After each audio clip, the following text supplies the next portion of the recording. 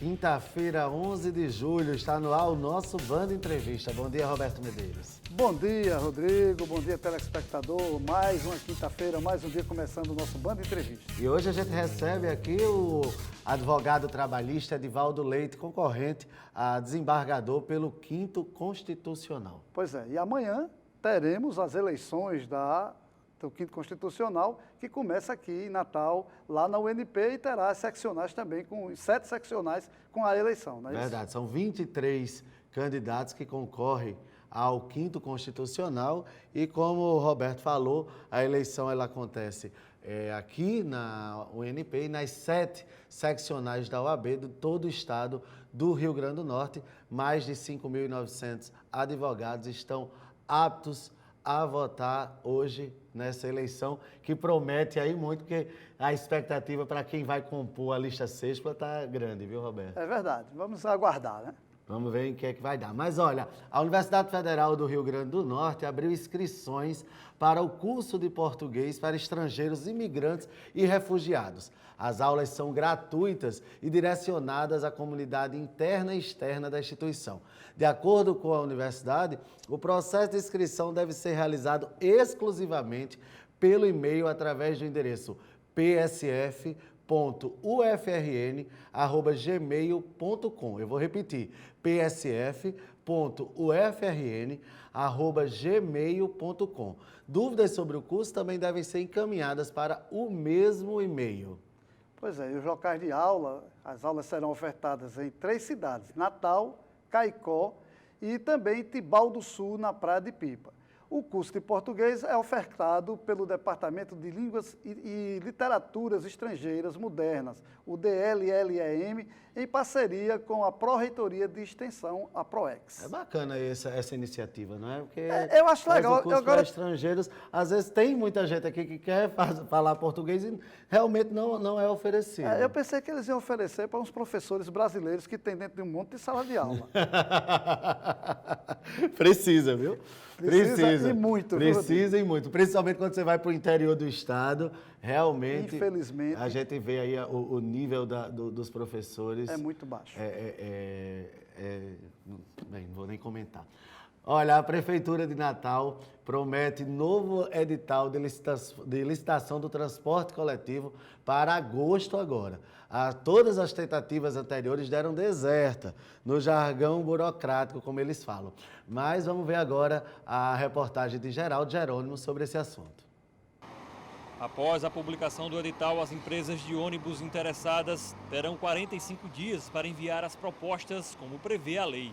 A expectativa da Comissão de Licitação da STTU é que a empresa vencedora entre em operação em março de 2020. A Secretaria recebeu recentemente, retorno da Câmara às leis, está nessa fase de adequação dos editais e pretende que em agosto a Comissão Administrativa de Licitação faça a publicação desses editais. Publicados os editais, em torno de 45 dias que a lei estabelece para o recebimento das propostas e dos envelopes. Aí sim será analisado o que foi entregue, será habilitado caso atenda todas as exigências da lei e depois será feita a análise técnica das apresentações e aí sim declarado um vencedor. Para o representante da comissão que organizou a licitação, a maioria das mudanças nos ônibus será feita de forma gradativa. De imediato a população vai ver uma mudança na frota, nos veículos, né? Veículos mais novos, vai começar a surgir na cidade veículos com ar-condicionado, com piso baixo, com motor traseiro, com câmbio automático. Isso vai impactar mais de início a população e gradativamente a gente vai ter algumas mudanças de itinerário da linha para atender melhor o deslocamento das pessoas. As últimas 3 licitações do transporte deram desertas. Alguns empresários alegaram falhas no projeto que gerariam prejuízos. Caso essa tentativa de regulamentar o transporte público aqui na capital siga o caminho das demais, um outro edital deve ser planejado. Existiram capitais no país como Porto Alegre que chegaram a realizar 5 chamadas, né? Então, assim, isso não é algo dentro desse mercado de transporte público tão incomum. Então, caso não haja, a Prefeitura vai estudar o que pode não ter ocorrido para favorecer que esse edital fosse validado e aí sim poderá ser feito outro edital, mas a gente está muito confiante nessa etapa do processo. Olha, Roberto, eu vou dizer aqui, vai dar deserta de novo, pode fazer 10. Rodrigo, enquanto a gente for refém das empresas, da forma como elas querem fazer, e não houver um estudo, na verdade, não é fazer uma licitação de transporte. Nós precisamos ter um sistema viário, tem que fazer um sistema para a região metropolitana, tem que se pensar de uma forma diferente e grande. Não vai acontecer. Eu também não acredito que não seja deserta. Pode até não ser, mas eu acredito que vai ser deserta novamente, infelizmente. Não há interesse, as empresas não têm interesse nessa licitação. A licitação coloca muitas regras, como você viu na matéria, é o piso baixo, é o câmbio automático, é alguma coisa com ar-condicionado. Enfim, eles têm interesse que continue dessa forma, continue como está. Por isso que eu também acho que não vai dar em nada, né? E os professores das escolas públicas do Rio Grande do Norte têm até o dia 22 de julho para se inscrever para trabalhar no Exame Nacional do Ensino Médio, o Enem. Para cada domingo de prova, será pago R$ 342, o que corresponde a R$ 28,50 por hora. As inscrições podem ser feitas pela internet. Podem se inscrever docentes da rede estadual e municipal de ensino para atuarem na rede nacional de certificadores do Enem. Nos dias da prova, 3 e 10 de novembro, os certificadores atuarão como representantes do INEP, conferindo vários procedimentos nos locais onde o Enem estiver sendo aplicado. É interessante, não sabe, Rodrigo?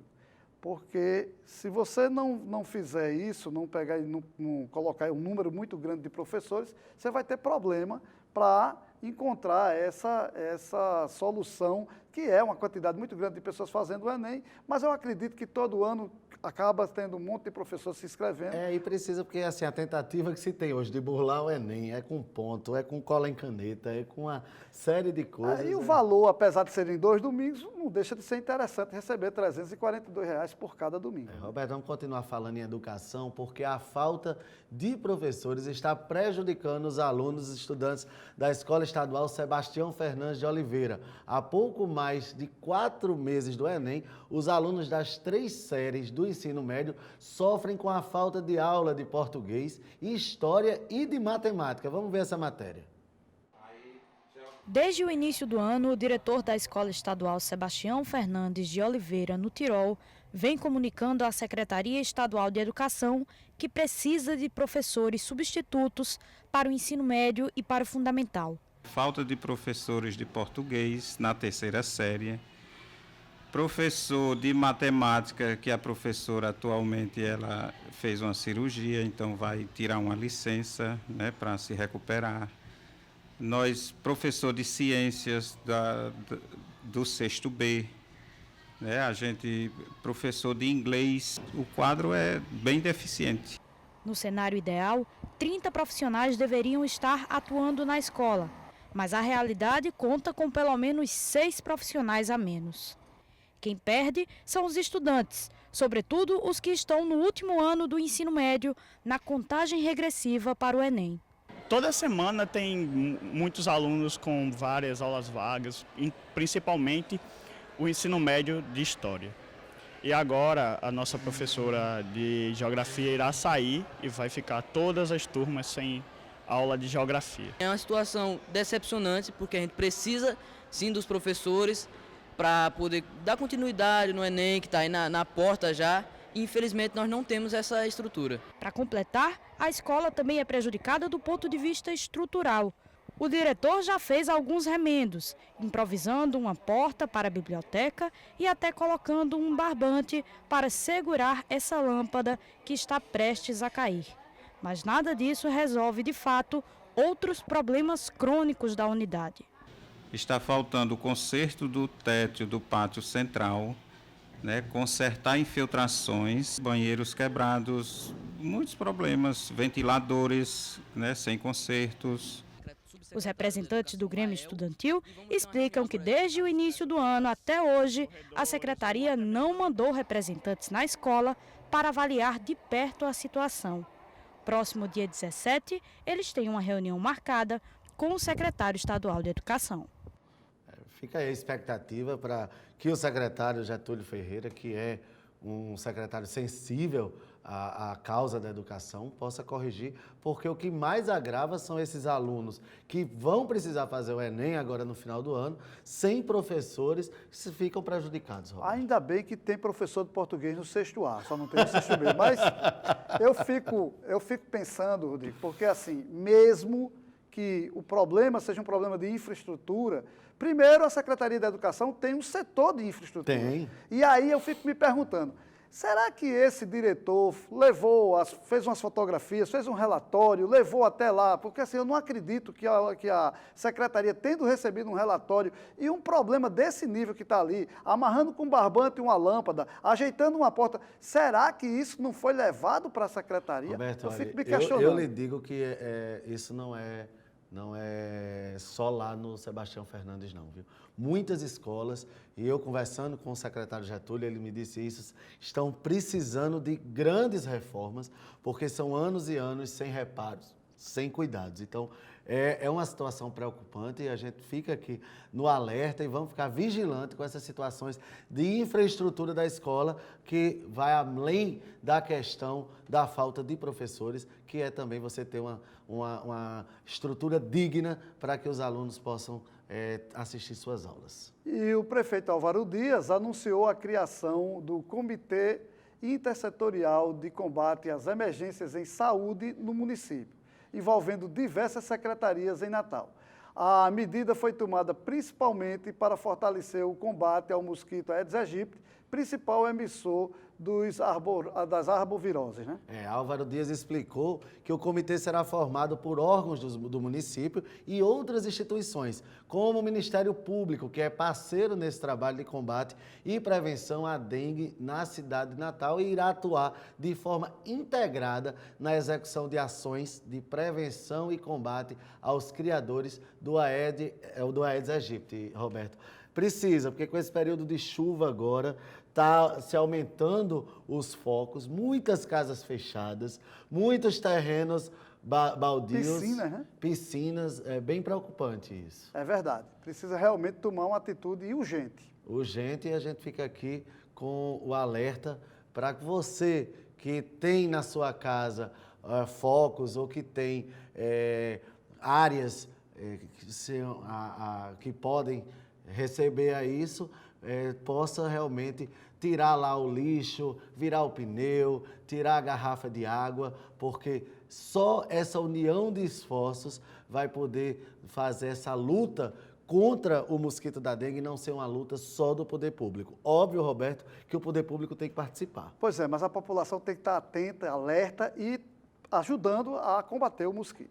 Porque se a gente fizer a nossa parte, se a gente tiver alerta, ligando, falando com o vizinho, trazendo aquilo para a sociedade, trazendo para você a responsabilidade, a gente vai conseguir sim tirar esse mosquito de ação e fazer cada vez mais, porque é muito fácil, Roberto, quando a gente só culpa o poder público. A culpa é da prefeitura, a culpa é da secretaria e a gente não faz a nossa parte. Pois é, mudando de assunto, Rodrigo, por dia, 2 idosos são vítimas diariamente de violência aqui no Rio Grande do Norte. Os números são do Disque 100, referente ao ano de 2018. Vamos ver esse vídeo agora. Em 2018, 1.600 pessoas foram denunciadas pelo Disque 100 por suspeita de violência contra idosos no Rio Grande do Norte. Quase 58% dos acusados eram familiares da vítima. Segundo a delegada titular da Delegacia Especializada de Proteção ao Idoso, a maioria dos casos de violência doméstica contra esse grupo tem como principal vítima as mulheres. O mais recorrente nesta especializada é a violência doméstica e familiar contra a mulher idosa, que nós temos muito, e também nos casos da Lei 10.741 de 2003, que é o Estatuto de Idoso, temos os mais recorrentes são os desvios de proventos e os maus tratos contra idosos. Olha, veja aí, porque o maltrato a idoso é uma coisa que realmente tem que ser abolida de vez. Verdade. Chegamos ao final do nosso primeiro bloco e daqui a pouquinho a gente está de volta. Valeu.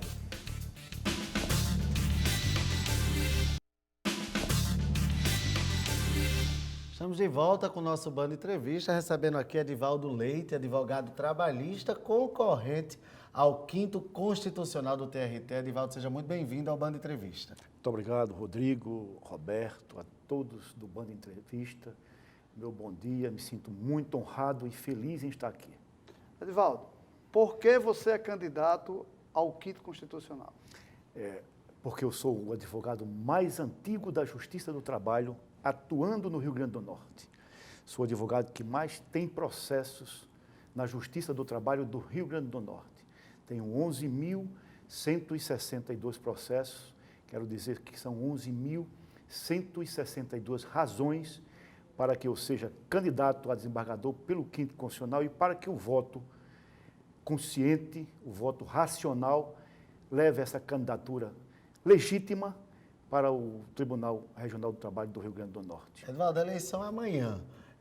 Como é que foi a campanha? Você conseguiu visitar os colegas, ir nas regiões do estado? Como é que foi a campanha? Rodrigo, foi maravilhosa, principalmente pela importância que nós levávamos, a notícia que nós levávamos do 5º Constitucional. O 5º Constitucional não é um emprego, não é para ser dado a um advogado que não milita na Justiça do Trabalho.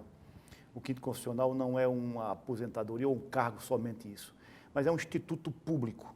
E por ser um instituto público, ele visa principalmente o benefício da população. E beneficiar a população nesse sentido é beneficiar o advogado trabalhista, aquele de raiz, aquele advogado que milita diariamente na Justiça do Trabalho. Essa é a grande razão de nós sermos candidatos ao 5º, a desembargador pelo 5º Constitucional. E, dentre essas suas propostas, ou o que você está dizendo, qual é a que você encara como a mais importante para o advogado trabalhista e que seja diferente, por exemplo, de quem está lá como desembargador? O 5º Constitucional, ele precisa levar a humanização às sentenças. É preciso que um advogado que conheça profundamente as adversidades da Justiça do Trabalho, onde o advogado trabalhista milita, para que possa levar essa oxigenação que chama do 5º Constitucional às revisões da sentença de 1º grau. Mas existe, Roberto, muitos percalços que passa o advogado trabalhista e só quem sabe é quem está lá dioturnamente. E eu sei porque foram 30 anos dedicados à Justiça do Trabalho. São, repito, 11.162 processos que nós temos na Justiça do Trabalho. Nenhum advogado que milita aqui no Rio Grande do Norte tem tanta experiência demonstrada pelos números. Número de 30 anos dedicado à Justiça do Trabalho, com 11.162 processos solucionados na Justiça do Trabalho, sem uma mácula sequer, apenas fazendo justiça ao jurisdicionado e ajudando a Justiça do Trabalho a resolver seus problemas. Edivaldo, entre as suas propostas, se pode dizer assim, mas entre os debates que você pretende levar, caso seja o desembargador eleito, é a redução do mandato do desembargador do 5º para 10 anos apenas. Como é essa proposta? Perfeito. O que nós queremos dizer com isso? É um cargo vitalício. Se você eleger uma pessoa que tenha 40 anos, ele vai passar 35 anos como desembargador na Justiça do Trabalho. Portanto, acabou-se o 5º Constitucional para muita gente, inclusive para mim, que estou com 60 anos. Se você eleger um advogado com 50 anos, ele vai passar 25 anos. Eu, com 60 anos, eu passo 10. Por que eu passo 10? Porque você pode aposentar com 70 anos. Eu tenho 60, me aposento com 70. Logo, logo, teremos um outro 5º Constitucional e outros advogados, principalmente os advogados jovens, poderão participar desse 5º Constitucional que a gente está construindo hoje. Eu digo construindo hoje porque eu fui o protagonista desse 5º Constitucional contemporâneo. Eu fui a todos os lugares do Rio Grande do Norte, eu fiz o debate, eu fiz a discussão, pela importância que é o Instituto, não as candidaturas. As candidaturas são pequenas em relação à grandeza desse Instituto, que é alçado à Constituição, a lei maior do nosso país. Essa eleição que acontece amanhã tem em torno de 5.000, pouco mais de 5.900 advogados aptos a votar, dos 13.000 que estão inscritos na OAB. Como é que você vê isso? Essa diferença tão grande? Uma grande inadimplência do advogado com a ordem, que não deveria existir. A nossa ordem ela prima pelas prerrogativas dos advogados, ela tenta fazer um trabalho melhor para que os advogados possam exercer seu mistério, seu mundo, e há essa grande inadimplência dos advogados. Eu tenho números diferenciados, são 19 mil advogados inscritos e 5.700 adimplentes, quer dizer, menos de um terço. Isso não é bom.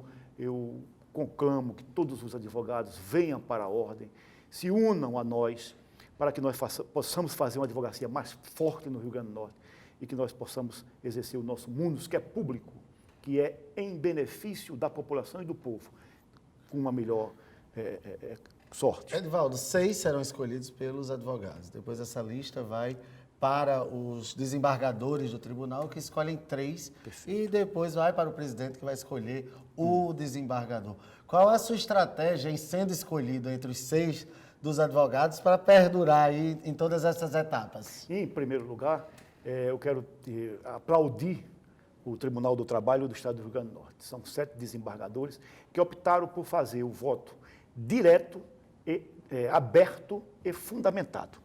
Veja que lição de democracia eles estão nos dando. E nós, advogados, agora deveríamos fazer a nossa parte, comparecer em massa nesse dia de eleição e mostrar que nós sabemos votar e votar conscientemente. Veja, qual a estratégia? A estratégia é natural. Eu sou advogado há 30 anos na Justiça do Trabalho do Estado do Rio Grande do Norte. Todos os desembargadores que ali estão foram juízes comigo. Trabalhamos juntos, fizemos o direito do trabalho juntos, da melhor forma possível. Então, nós temos ali contatos com os desembargadores que estão lá hoje por 15, 20 anos. Todos sabem o meu proceder, todos sabem a minha forma de trabalhar na Justiça do Trabalho, sempre engrandecendo, sempre melhorando. Então, a estratégia do racional, da legitimidade da candidatura, é a minha maior estratégia. Você acredita que nesses 23 candidatos, se os 6 que chegarem estão todos mais ou menos dentro do mesmo nível, ou seria diferente do que você imagina?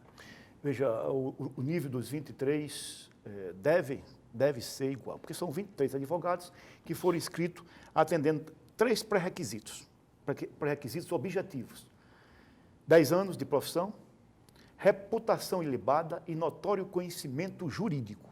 Todos os 23 têm isso. O que diferencia desses 23 é o critério, o pré-requisito subjetivo, é a razão. Será que todos os 23 têm razão em ser candidato? Veja só, houve o 5º constitucional do Tribunal de Justiça do Rio Grande do Norte, por 2 vezes. Eu não me inscrevi. Eu sou trabalhista. Eu vivo dioturnamente na Justiça do Trabalho. Houve o 5º constitucional do TRF, do Tribunal Regional da 5ª Região. Eu não me inscrevi. Eu sou advogado trabalhista. Agora, há 30 anos vivendo as adversidades que os advogados trabalhistas passam, eu sou a cara daquele tribunal. Portanto, a candidatura de Edivaldo Leite é a mais legítima possível. Edivaldo, tem uma urna aqui em Natal e mais 7 em todo o interior. Como está a sua articulação entre a capital e o interior para juntar esse capital eleitoral? Perfeito. Eu viajei em todo o interior, Paus Ferro, Macau, Mossoró, Goianinha, aonde tem subseccional nós fomos. Mas o mais importante, Rodrigo, é que a mensagem foi entendida. A mensagem que o 5º constitucional não serve para um advogado, para um grupo, ou para um grupo político, ou um escritório antigo. Não. O 5º constitucional é do advogado novo, jovem. O 5º constitucional é um instituto que é de uma magnitude imensa quando leva a humanização para as sentenças, para os julgados. Um juiz de carreira, ele julga pelos critérios da jurisprudência, da lei e da doutrina. O advogado tem a necessidade de levar a mazela do povo, o sofrimento do povo, a humanização para esses julgados, e aí sim verdadeiramente fazer justiça. E hoje existe uma infraestrutura para esse advogado no tribunal? Sim, obviamente. É o entendimento do legislador que criou o quinto constitucional. Se não houver essa estrutura, a justiça está capenga. Ela fica manca. Porque ela fica com esses três, a jurisprudência, a doutrina e a lei. E a humanização. Se não houver a humanização verdadeiramente levada pelo quinto constitucional através do advogado do quinto, ela fica pendente do tempero maior para ser justiça. A humanização. Edivaldo, alguns desembargadores são contra o quinto constitucional. Como é que você vê isso? Vejo, inclusive, tem 1 ano e 1 mês que o presidente da Associação dos Magistrados do Brasil soltou uma nota dizendo que o quinto constitucional só servia para advogados fracassados. Não é bem isso, isso é muito pequeno. A exemplo, esse que vos fala é um advogado muito bem sucedido. Tem 11.162 processos solucionados, os números falam por si só. E eu não vou em busca desse cargo por um salário, por uma posição, por uma aposentadoria, não, nada disso. Estamos indo para fazer história. A história boa do Rio Grande do Norte é a história boa do Brasil. Estamos indo para mostrar como deve ser de verdade um quinto constitucional. E aí sim, aí escrever essa história bonita com todos os advogados trabalhistas e aqueles que não são trabalhistas, mas que compreendem que a legitimidade dessa campanha, ela fica numa candidatura de um advogado genuinamente trabalhista, trabalhista de raiz. E esse nós somos. Eduardo, eu queria que você usasse aqui as câmeras do nosso programa para ainda convencer, de repente, algum colega seu que ainda está indeciso e também para se apresentar aquele que ainda não lhe conhece. Perfeitamente. Sou Edivaldo Leite, advogado trabalhista há 30 anos. Depois do doutor Maurílio Bessa de Deus, que foi meu norte, eu sou o advogado mais antigo da Justiça do Trabalho do Rio Grande do Norte. Tenho 11.162 processos, são 11.162 razões para que eu possa dizer ao meu colega advogado que eu sei das mazelas que o advogado passa. Eu sei das prerrogativas que são vilipendiadas no tribunal, nos tribunais. E eu sei que, como desembargador, eu posso não retirar todas essas mazelas, mas vou minorar o possível para que minha classe possa realmente ter um mistério, um ônus perfeito e, assim, levar ao jurisdicionado uma justiça mais célere e mais efetiva.